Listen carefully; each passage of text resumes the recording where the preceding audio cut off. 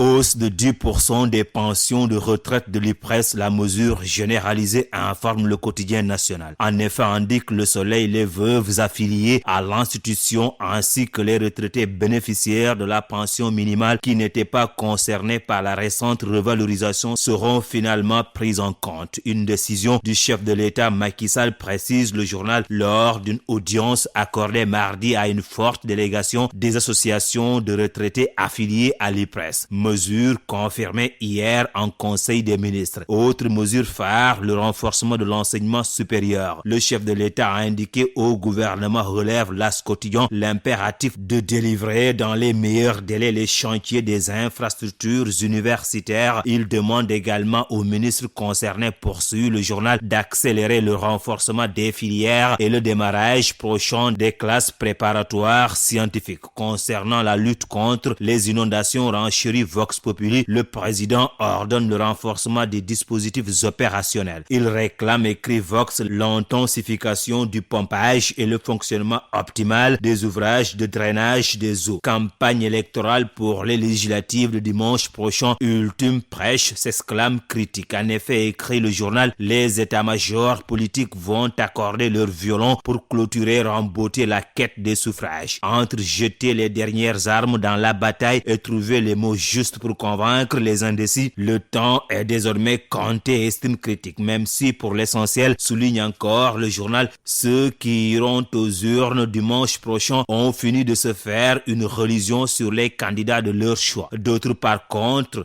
relativisent, le journal semble ne pas être emballé par une foire d'empoigne faite d'injures et d'invectives. Politique toujours, la campagne de débauchage bat son plan aussi à 48 heures des législatives, commande sucré-salé dans sa tasse au quotidien. Les départs se multiplient dans les rangs des différentes coalitions. Si Benno et Yehui sont les grands centres d'accueil, les petites coalitions sont vidées de leurs leaders et investies, signale mon confrère. Il se pose alors une question morale. Si quelqu'un est élu sur une liste qu'il combat, osera-t-il siéger? En principe, non, répond mon confrère biétiste du journal Le Quotidien. Mais les principes ne gouvernent pas la politique sénégalaise, déplore mon confrère. Il n'y a rien à faire ni à espérer car l'arène politique n'a pas de règles éthiques et déontologiques, conclut Sucré Salé.